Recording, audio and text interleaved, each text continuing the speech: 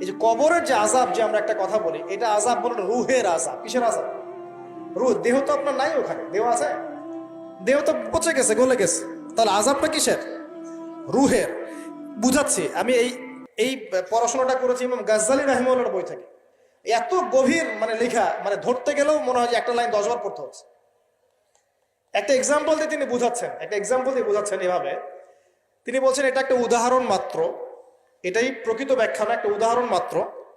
বোঝানোর চেষ্টা করছেন তিনি এভাবে যে আমরা যখন ঘুমাই, অনেকে ভালো স্বপ্ন দেখেন না? ভালো স্বপ্ন দেখে আপনার কাছে ভালো লাগছে, খুব মজা লাগছে না? স্বপ্নের মধ্যে আপনি কি মানে ভালো ফিল করছেন, মাশাআল্লাহ ভালো লাগছে, ঘুরছেন ফিরছেন খাচ্ছেন। যখন কোনো খুব ভালো আপনি একটা স্বপ্ন দেখেন, আপনি কিন্তু ভালো লাগে। আপনি স্বপ্নে ঘুমন্ত অবস্থাতেই আপনি স্বপ্নে বাস্তবের ফিলিংস পাচ্ছেন, এমন হয় না?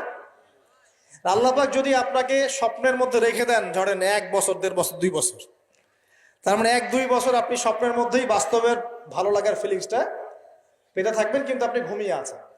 বাইরে থেকে আমি আপনাকে দেখছি যে আপনি ঘুমিয়ে আছেন, আপনি ঘুমন্ত অবস্থাতেও ভালো স্বপ্ন দেখেই ভালো ফিল করছেন। তিনি বোঝাচ্ছেন, উদাহরণ দিয়ে বোঝাচ্ছেন, এটা কিন্তু ব্যাখ্যা নয়, জাস্ট একটা বুঝাচ্ছেন উদাহরণ দিয়ে।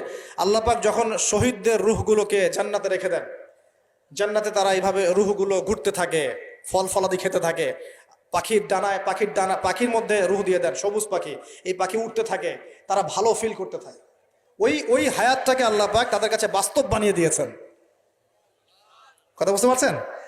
ওই হায়াতটাকে আল্লাহ পাক তাদের কাছে বাস্তব বানিয়ে দিয়েছেন। তাদের কাছে মনে হচ্ছে এটাই বাস্তব, এটাই জগৎ।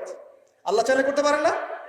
একটা ঘুমন্ত মানুষকে যদি আল্লাহ করতে পারেন, তাহলে শহীদদের ব্যাপারে করতে পারেন না? পারেন। আবার ধরেন একজন মানুষ পাপাচারী, আপনি কখনো কখনো স্বপ্ন দেখেছেন, ভয়ের স্বপ্ন, আটকে উঠছেন, শ্বাস বন্ধ হয়ে যাচ্ছে, এমন হয়নি অনেকদিন? আর হবে তো বেশি, কারণ কানে তো হেডফোন দিয়ে গান শোনেন, আর হেডফোন কানে দিয়ে ঘুমান, FM শুনতে শুনতে ঘুমান, এই এই কি করতে করতে ঘুমান। ঘুমানোর আগে তো দোয়া কালাম নাই, দোয়া কালাম মাসনুন দোয়া কালাম তো নাই, সূরা মুলক নাই, সূরা বাকারা শেষের আয়াত নাই, ইত্যাদি নাই, পবিত্রতা নাই, বিছান ঝাড়েন না, লাইটস অফ করেন না। আপনার সুন্নত মাফিক তো ঘুমাচ্ছি না আমরা। ঘুমানোর কতগুলো সুন্নত জানেন? ঘুমানোরই কত সুন্নত আছে। ইস্তেঞ্জা করতে হয়, অজু করে আসতে হয়, পারলে মেসওয়াক করে নেয়, বিছান ঝাড়তে হয়, বিসমিল্লাহ বলে লাইট অফ করতে হয়, দরজায় খিল দিতে হয়, পাত্র যদি থাকে খাবার পাত্র, পানির পাত্র ঢেকে দিতে হয়, তারপরে পড়তে হয় বিছানায় গিয়ে আয়াতুল কুরসি, সূরা বাকারা শেষের 2-3টা আয়াত, সূরা ফালাক নাস ইখলাস, হাত একত্রিত করে ফু দিয়ে সারা গা মাসাহ করতে হয়। ডান কাত হয়ে আল্লাহুম্মা বিইসমিকা আমুতু আহইয়া বলে এই যে 33 বার সুবহানাল্লাহ, 33 বার আলহামদুলিল্লাহ, 34